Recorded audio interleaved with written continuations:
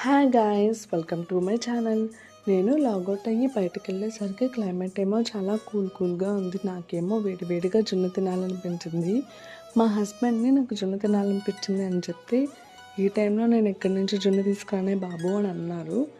కానీ నా బాధ పడలేక యూట్యూబ్లో సెర్చ్ చేస్తే ఈ ఎగ్ జున్ను రెసిపీ కనిపించింది. ఈ ఎగ్ జున్నుని ట్రై చేశారు.